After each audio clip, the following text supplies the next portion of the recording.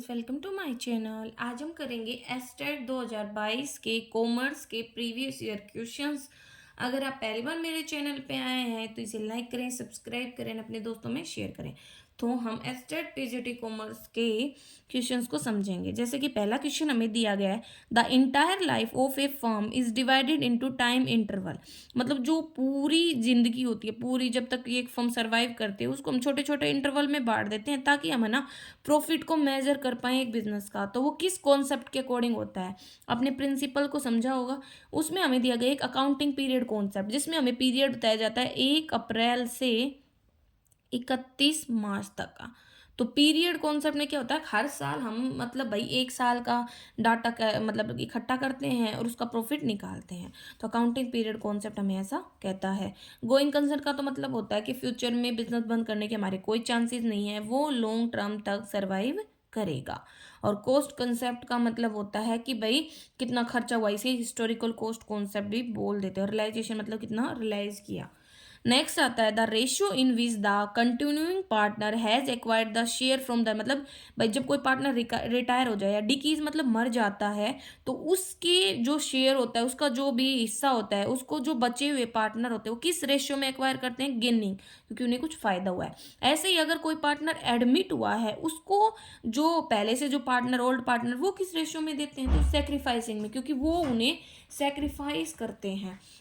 Next आता है leverage और capital structure ratio are also known as long term solvency ratio. जो leverage और कैपिटल स्ट्रक्चर रेशियोज होते हैं ना, उनको हम क्या बोल देते हैं, लॉन्ग टर्म सोल्वेंसी रेशियो, क्योंकि ये लॉन्ग टर्म सोल्वेंसी को दिखाते हैं। ठीक है। On dissolution of the firm, जब फर्म डिजोल्व हो जाती है तो जो लाइबिलिटीज होती हैं उनको हम किस अकाउंट में ट्रांसफर करते हैं, रियलाइजेशन, क्योंकि जो रियलाइजेशन होता है उसमें दो साइड है, एक डेबिट एक क्रेडिट। तो जितनी भी थर्ड पार्टी लाइबिलिटीज होती है ना, उनको हम इसके क्रेडिट में भेजते हैं, और जितनी भी असेट्स होती है उनको डेबिट में भेजते हैं।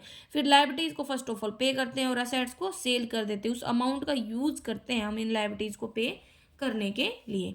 If the benefit of expenditure extend up to only for one accounting period, मतलब अगर जो बेनिफिट होते हैं जो भी एक्सपेंडिचर वगैरह आपने किया है उसको एक अकाउंटिंग पीरियड तक ही रखा जाता है, तो वो किस प्रकार के खर्चे होते हैं, रेवेन्यू। क्योंकि देखो रेवेन्यू एक्सपेंडिचर मतलब डे टू डे के जो खर्चे होते हैं, डेली ऑपरेशन से रिलेटेड होते हैं। अगर वो 1 साल से ज़्यादा के लिए होते हैं तो कैपिटल होते हैं, जिनका हमें इन फ्यूचर बेनिफिट मिलेगा। नेक्स्ट क्वेश्चन है, State Bank of India desires to redeem 5000। कहता है कि जो स्टेट बैंक ऑफ इंडिया है उसने डिजायर किया है कि वो 5000 रुपये रिडीम करेगा। 10% debentures of 1000 each at par. 1000 रुपये का हर एक डिवेंचर था जो अवेलेबल था, भाई उसके पास पैसा है डिविजिबल प्रॉफिट का, उसको यूज करके। In case how much amount, तो कहता है कि डिवेंचर रिडम्पशन रिजर्व में कितनी अमाउंट ट्रांसफर होगी। नॉर्मली तो होती है 25%, लेकिन जब एक बैंकिंग कंपनी की बात आ जाती है तो कोई अमाउंट ट्रांसफर नहीं होती, उन्हें एग्जेम्पशन मिली हुई है, तो 0 हमारा आंसर हो जाएगा। Read the statement carefully and choose A correct option given below. Capital expenditure and revenue expenditure both के नॉन रिक्यूरिंग नेचर के नहीं, जबकि नेक्स्ट है कैपिटल एक्सपेंडिचर से क्या आपकी अर्निंग कैपेसिटी बढ़ जाती है, बिल्कुल, और रेवेन्यू एक्सपेंडिचर अर्निंग कैपेसिटी को मेंटेन करता है, ये बात सही है। In which activity all profit of company are not distributed, मतलब किस एक्टिविटी में जो प्रॉफिट होता है सारा का सारा हम है ना शेयर होल्डर में नहीं बांटते, बल्कि कुछ पोर्शन को हम हमारे पास रख लेते हैं या इन्वेस्ट कर देते हैं दोबारा से बिजनेस में, तो उसे बोलते हैं प्लॉगिंग बैक ऑफ प्रॉफिट। एक कंपनी है वो इशू करती है 1000 डिवेंचर, 100 रुपये का एक डिवेंचर था, 6% का डिस्काउंट अलाउ करती है, तो 1 लाख पे 6% के डिस्काउंट के हिसाब से आ गया 6000। लेकिन यहाँ पे क्या आया 6000। नॉर्मली है ना, एक बात याद रखना, जो डिबेंचर्स होते हैं उनका जो इंटरेस्ट होता है वैसे 6 मंथली के अकॉर्डिंग हम ले लेते हैं। ठीक है। आगे इसने बोला कि जो 20,000 है हर इंस्टॉलमेंट पे हम पे कर रहे हैं। ठीक है। तो इसने बोला आगे फिर 20,000 एट द ईच मतलब end of each year starting from the first year which amount, मतलब पहली साल कितनी अमाउंट डिस्काउंट की हम राइट ऑफ करेंगे। नॉर्मली देखो मैंने 6% के हिसाब से निकाला, 6000 डिस्काउंट आ गया। अब फर्स्ट ईयर क्या होना चाहिए भाई, रेशियो में 20,000 हमने इंस्टॉलमेंट दी तो उसके अकॉर्डिंग होना चाहिए ना। लेकिन ये फिर हमने यहाँ पे ना 1200 आ रहा है, तो ये थोड़ा कन्फ्यूजन है कि भाई कितना आना चाहिए। ठीक है।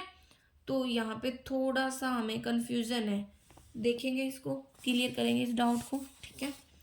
आगे हमें दिया गया है the study of mutual relationship between the different components और tools total financial statement a definite period of time. मतलब कहता है कि जो म्यूचुअल रिलेशनशिप है अलग अलग कंपोनेंट्स में एक फाइनेंशियल स्टेटमेंट के एक डेफिनेट पीरियड ऑफ टाइम में जब स्टडी किया जाता है तो उसे बोलते हैं वर्टिकल या स्टैटिक एनालिसिस।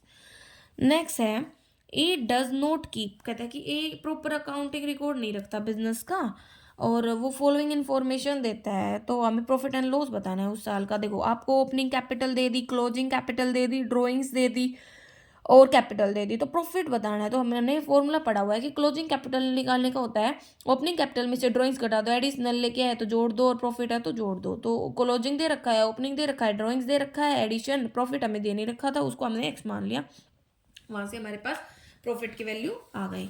नेक्स्ट है representation of various factor affecting net profit and capital employed by A chart. मतलब ऐसा कौन सा चार्ट है जो जिसके द्वारा हम अलग अलग जो फैक्टर होते हैं जो हमारे नेट प्रॉफिट को या जो पैसा हमने लगाया है उसको इम्पैक्ट करते हैं, तो उसे बोलते हैं ड्यू पॉइंट चार्ट या ड्यू पॉइंट मॉडल, जो 1920 में आया था। ये बेस होता है कंपनी के नेट मार्जिन, एसेट्स रोटेशन पे एंड फाइनेंशियल लीवरेज पे। अब वर्किंग कैपिटल दे दिया आपको इतने, टोटल डेब्ट दे दिया इतना, तो कंपनी की लॉन्ग टर्म डेब्ट दे दिया। करंट रेशियो पूछा है तो करंट रेशियो होता है करंट एसेट्स अपॉन में करंट लायबिलिटीज। तो करंट लायबिलिटी हमारी कैसे आ जाएंगे भाई, टोटल डेब्ट में से लॉन्ग टर्म लायबिलिटीज को घटा देंगे।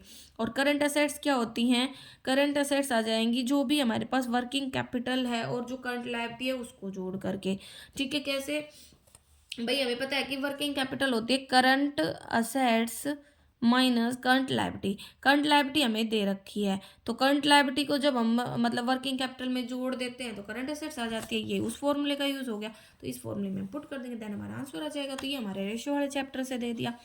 अगला है which ratio indicate the firm capacity to pay long term डेप्ट। मतलब कौन सा रेशियो है जो फर्म की कैपेसिटी दिखाता है लॉन्ग टर्म डेप्ट को पे करने के लिए एंड प्रोक्योर करने के लिए एडिशनल लोन की भाई वो और भी उधार ले सकती है, ठीक है। तो वो होता है डेप्ट इक्विटी रेशियो, मतलब डेप्ट अपॉन में इक्विटी, ठीक है।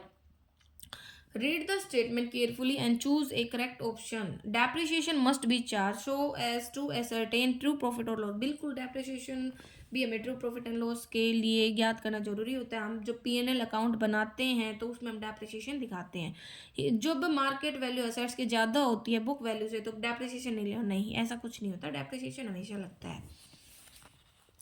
नेक्स्ट है पीटी कैश बुक को मेंटेन करते हैं हम, जो भी पीटी एक्सपेंसेस हमने पे किए हैं कैश में उसके रिकॉर्ड के लिए। पीटी मतलब छोटे मोटे जो खर्चे होते हैं उसके लिए होती है। स्टार्टिंग में कुछ बैलेंस होता है उसको हम रखते हैं, फिर देखते हैं कि कितना खर्चा वगैरह पे हुआ, कितना लास्ट में बैलेंस बचा, वो सब। स्टेटमेंट पढ़ो एंड आंसर दो। पासबुक एक स्टेटमेंट अकाउंट्स की कस्टमर की जो मेंटेन की जाती है बैंक के द्वारा, और एक जो बिजनेस फर्म होती है पीरियोडिकली प्रिपेयर करती है बैंक रिकाउंसिलेशन स्टेटमेंट रिकाउंसिलाई करने के लिए बैलेंस, जो बैंक बैलेंस है एज पर कैश बुक उसको पासबुक के साथ। तो ये दोनों ही स्टेटमेंट हमारी सही है। नेक्स्ट है हमारे पास करंट लायबिलिटीज दे दी हमें और करंट रेशियो दे दिया, लिक्विड रेशियो दे दिया। तो आपको स्टॉक की वैल्यू बतानी है और हमें पता है कि करंट असेट्स और लिक्विड असेट्स का डिफरेंस ही स्टॉक होता है। तो करंट असेट्स तो कैसे आ जाएंगी, जब करंट लायबिलिटीज को हम करंट रेशियो में पुट करेंगे। कैसे, देखो करंट असेट्स अपॉन में करंट लायबिलिटीज इक्वल टू 3:1 है। करंट लायबिलिटी है 1.5 लाख की, 1.5 लाख की जब 3 से मल्टीप्लाई करें तो करंट असेट्स आ जाएंगी 45, ठीक है, मतलब 4.5 लाख की। और जब लिक्विड रेशियो की बात करेंगे तो वो होता है हमारा मतलब लिक्विड असेट्स अपॉन में करंट लायबिलिटी। तो करंट लायबिलिटी हमारे ये तो आ गया 1:1 और करंट लायबिलिटी है 1.5 लाख की, तो लिक्विड असेट्स भी 1.5 लाख की आ गई। 1.5 लाख मतलब लिक्विड असेट्स और करंट असेट्स का जो डिफरेंस होता है वही स्टॉक होता है, तो वही घटा दिया हमने। Ability of the business to pay the amount due to stakeholder, मतलब जब फर्म है वो स्टेक होल्डर को जो भी अमाउंट ड्यू है उसको पे कर पाती है तो उसकी एबिलिटी को क्या बोलते हैं, तो लिक्विडिटी की, इसके पास पैसा है। नेक्स्ट है when a partner has agreed to undertake the dissolution work for an agreed remuneration bear the realisation expenses then what will be the journal entry. अगर जो पेमेंट रियलाइजेशन एक्सपेंसेस की वो फर्म करती है लेकिन जो पार्टनर था वो एग्री हो गया था ऐसा करने के लिए, उसके बदले उसे रिम्यूनरेशन मिल रही है, तो partners capital account debit to bank account, ठीक है। नेक्स्ट है While preparing cash flow statement of financial enterprises, interest and dividend received should be classified as operating activity. क्योंकि फाइनेंशियल एंटरप्राइजेज है तो उसमें ऑपरेटिंग में आ जाएगा ये. A limited has agree to pay purchase price of building 2,20,000. Half the payment was made in cash and remaining half by issue of 9% debenture और सो each at a premium of 10%. तो कहता है कि जो डिबेंचर इशू किए गए हैं तो उसके लिए कितनी अमाउंट पे करनी पड़ेगी. देखो 2,20,000 की थी बिल्डिंग, ठीक है, कैश में कर दी हमने 1,10,000 की, तो 1,10,000 बची और उसमें से हम उसको डिबेंचर इशू करके पे कर रहे हैं यार कितने पर 10% के प्रीमियम मतलब 110 पर. तो कितने डिबेंचर इशू किए इसको इससे डिवाइड कर देंगे तो 1,000 डिबेंचर हमने इशू किए. Which statement is true for receipts and payment account. तो रिसिप्ट्स एंड पेमेंट अकाउंट में डेप्रिसिएशन नहीं आता है. रिसिप्ट्स एंड पेमेंट अकाउंट कौन बनाता है. Not of profit organisation. जो एक्सपेंसेस होते हैं जो इनकर्ड किए जाते हैं कंपनी की फॉर्मेशन से रिलेटेड तो उन्हें हम प्रिलिमिनरी एक्सपेंसेस बोलते हैं. कंपनी की फॉर्मेशन में 4 स्टेप्स होती हैं. पहले प्रमोटर मतलब प्रमोशन, फिर इनकॉर्पोरेशन, फिर भाई कैपिटल मतलब सब्सक्रिप्शन वगैरह की बात आती है, देन कमेंसमेंट सर्टिफिकेट वगैरह की बात आती है, रजिस्ट्रेशन वगैरह. देन द रिक्यूरिंग ग्रांट्स जो भी होती है in the form of maintenance grant उसे रेवेन्यू रिसिप्ट बोलते हैं. जो हुंडी होता है वो डिमांड बिल की तरह होता है जिसे हम बोलते हैं जैसे मतलब डिमांड बिल की तरह. कौन सी हुंडी का टाइप है. दर्शनी हुंडी. डिमांड मतलब जब ऑर्डर पे ऐसे सामने जब प्रेजेंट करें. From which of the following statement is not true. Bill of exchange के लिए तो जो बिल ऑफ एक्सचेंज होते हैं वो ड्रॉ किए जाते हैं क्या डेटर के द्वारा. नहीं, क्रेडिटर के द्वारा. वो उसे कहता है कि पेमेंट करनी है. जबकि जो प्रोमिसरी नोट होते हैं वो डेटर के द्वारा इशू किए जाते हैं कि वो प्रॉमिस करता है कि भैया इतने टाइम बाद मैं आपको पेमेंट कर दूंगा. नेक्स्ट 118 का कुशाल एंड गुलाब पार्टनर है. प्रॉफिट शेयरिंग रेशियो है उनका 5-3. कुशाल एंड गुलाब पार्टनर है 5-3 में. वो राजू को लेके आते हैं 1/7 में. जो न्यू प्रॉफिट शेयरिंग रेशियो है वो 4-2-1 का. सैक्रिफाइसिंग रेशियो बताना है तो हमें पता है सैक्रिफाइसिंग रेशियो क्या हो जाएगा भाई. हम अगर जो भी उनका ना ओल्ड रेशियो है उसमें से हम न्यू रेशियो को घटा देते हैं तो सैक्रिफाइसिंग रेशियो आ जाता है. तो उससे हमें ये पता सैक्रिफाइसिंग रेशियो मतलब ओल्ड माइनस न्यू. ठीक है. एक कंपनी है वो 200 शेयर्स को फॉरफिट करती है. 100 का एक होता है. 70 कार्ड अप मतलब 70 मांगे थे उसने जिसमें से ना 50 ही पे हुए. तो मतलब कितने नहीं मिले तो 20 मल्टीप्लाई 2 मतलब 4,000. दीज शेयर्स वर री इशू. फिर कहता है कि जो 200 के 200 शेयर्स थे उनको हमने री इशू कर दिया. आज से फुली पेड अप हो गए. तो जो शेयर फॉरफिटेड अकाउंट है उसमें कितनी अमाउंट डेबिट होगी. तो 20 का नुकसान हुआ तो 20 मल्टीप्लाई 20 मतलब 200 मल्टीप्लाई 20 तो 4,000 आ जाएगा. In which system the monetary effect of transaction is taken into account in the period in which they are earned rather than in the period in which they are. मतलब भाई किस monetary effect के according जो transaction है उनको हम ध्यान में रखते हैं जब वो हुई थी ना कि जब वो एक्चुअल में मिली थी. ठीक है. और paid by the enterprise accrual base के अंदर. ठीक है. अब नेक्स्ट आता है हमारे पास a principle of enlightened marketing that require that a company seek real product and marketing improvement. तो उसे इनोवेटिव मार्केटिंग कहते हैं कि भाई जो एक कंपनी है उसे नए नए रियल प्रोडक्ट की जरूरत है, मार्केटिंग में इंप्रूवमेंट की जरूरत है. बैंकिंग एंड इंश्योरेंस किस प्रकार की इंडस्ट्री है. ट्रेडर या सर्विस इंडस्ट्री. वो हमें सर्विस देती है. स्टाफ अथॉरिटी वर्क्स करती है एडवाइस ऑफ सर्टेन मैटर्स के अकॉर्डिंग. नेक्स्ट है विच one of the following is note an element. Communication process का क्या मेजरमेंट नहीं है क्योंकि इनकोडिंग भी होता है, चैनल भी होता है. इनकोड मतलब उसको कन्वर्ट करना, चैनल मतलब एक मीडियम और रिसीवर मतलब जिसको मैसेज भेजा गया है. A partnership deed generally do not include which of the following. तो जो पार्टनरशिप डीड होती है उसमें लिस्ट ऑफ एम्प्लॉयज को इंक्लूड नहीं किया जाता. ठीक है. Invisible in the balance sheet payment account refers to service transaction. तो इनविजिबल बैलेंस ऑफ पेमेंट मतलब जिसमें हम विजिबल मतलब एक्सपोर्ट इंपोर्ट जो भी गुड्स का होता है, इनविजिबल मतलब सर्विसेज जो होती हैं उनको हम नहीं दिखाते. सर्विस तो वैसे भी दिखती थोड़ी ना है. नेक्स्ट है एक ऑर्गेनाइजेशन है movement of citizen and government agency to improve the rights and power of buyer in relation to seller. तो उसे कंज्यूमरिज्म बोलते हैं. ठीक है. क्योंकि ये राइट एंड पावर को इम्प्रूव कर रही है बायर्स की सेलर के रिस्पेक्ट में. मतलब जहाँ पे कंज्यूमर के वेलफेयर को सेफ गार्ड किया जाता है, राइट दिए जाते हैं. टेम्पररी प्राइसिंग जिसमें है ना जो कंपनी प्रोडक्ट को ना लिस्ट प्राइस से भी कम प्राइस पर बेचती है. ठीक है. इवन जो बिलो द कोस्ट से भी शॉर्ट रन सेल्स में मतलब जब कम सेल होती है ताकि प्रमोशन कर पाए. तो प्रमोशनल आ जाएगा यहाँ पे। Money is what money does, money वो है जो करती है, तो ये डेफिनेशन दी थी वालकर के द्वारा, तो ये आपको रटना ही पड़ेगा। Who has given the concept of this, तो planning, organising, staffing, directing, coordinating, reporting and budgeting, ये है इसकी फुल फॉर्म। कई बार ये फुल फॉर्म भी पूछ लेते हो तो याद रखना आपको, ठीक है। और ये दी गई थी लूथर गुलिक के द्वारा 1937 में, और लैंडल और विक दोनों थे ये।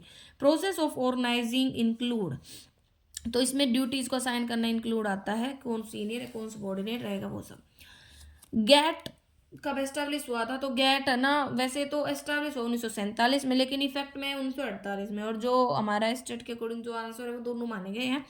गेट की फुल फॉर्म होती है general agreement on tariff and trade, ये आया था 8th जो उरुग्वे राउंड हुआ था उसके अंदर, ठीक है। Interest rate and inflation rate are included under which factor of business environment, तो ये आते हैं इकोनॉमिक में।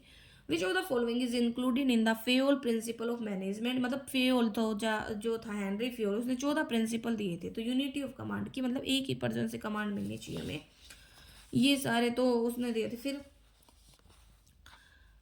FW टेलर ने, ठीक है। The organisational structure most suitable for large organisation के लिए कौन सा सुटेबल है, जहाँ पे बहुत सारी एक्टिविटी होती है, तो डिविजनल, भाई काम को बांट दिया, फंक्शनल, दोनों ही सही है आंसर की के अकॉर्डिंग, वैसे मोस्टली फंक्शनल अच्छा है। विच one of the following is the feature of transactional leader, transactional leader का मेन फीचर क्या है, मैनेजमेंट बाय एक्सेप्शनल, मतलब जो ये फोकस करता है एक्सचेंज करने पर रिसोर्सेज, स्किल, एफर्ट्स वगैरह, ट्रांजिशन ट्रांजेक्शनल मतलब, ठीक है। Internal element that may interfere with the company ability to achieve, वो होता है वीकनेस। तो देखो दो हमने स्वोट एनालिसिस पढ़ा है ना, strength, weakness, opportunity and threat. तो जो स्ट्रेंथ और वीकनेस है वो इंटरनल एलिमेंट्स होते हैं, और अपॉर्चुनिटी एंड थ्रेट एक्सटर्नल। तो यहाँ पे वीकनेस आ जाएगा जो हमारी एबिलिटी को इन्फ्लुएंस करता है।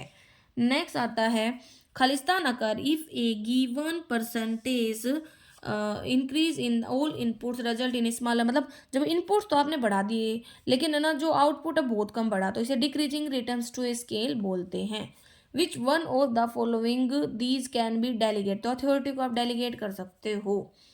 Who determine the cash reserve ratio, तो जो सेंट्रल बैंक है वो करता है। 2024 में एट प्रेजेंट बोले तो ये 6.5 चल रहा है। Efficiency through work simplification and standardisation, ये दिया गया था टेलर के द्वारा। जो सेक्रेटरिएट ऑफ एसोसिएशन है सार्क, वो सिचुएटेड है काठमांडू नेपाल में, वैसे इसका हेडक्वार्टर ढाका बांग्लादेश में। 8 मेंबर हैं। 8 दिसंबर 1985 को बनी थी। सार्क की फुल फॉर्म है south Asian association for regional cooperation. Secretariat है इसका काठमांडू नेपाल में, हेडक्वार्टर ढाका बांग्लादेश में। कौन सा बैंक है इंपोर्ट एक्सपोर्ट के लिए, तो एक्सिम बैंक है, ठीक है। 1 जनवरी 1982 को बना था, ये स्पेशलाइज्ड बैंक की कैटेगरी में आ जाता है। Among the following source which one is the internal recruitment, internal में आता है ट्रांसफर, एक डिपार्टमेंट से दूसरे में भेज दिया। खालिस्तान is the extra profit the firm earn from producing and selling in additional unit of output, तो मार्जिनल प्रॉफिट एक्स्ट्रा प्रॉफिट होता है जो एडिशनल यूनिट को बेचते, marginal extra. A desire to satisfy one's interest regardless of the impact on the other party of the conflict, उसे बोलते हैं competing. The present value of investment cash inflow minus the present value of cash outflow, इसे बोलते हैं net present value. Need of achievement theory दी गई थी David M C land के द्वारा, ठीक है। Need of achievement theory, Abraham Maslow ने तो नीड थ्योरी दी थी, 5 बताई थी ना हमें सेटिस्फैक्शन की नीड्स। तो ये हमारे क्वेश्चंस थे कॉमर्स के, ठीक है, स्टेट के। तो अगर आपको कोई भी कन्फ्यूजन है तो आप कमेंट करके पूछ सकते हैं। Thank you.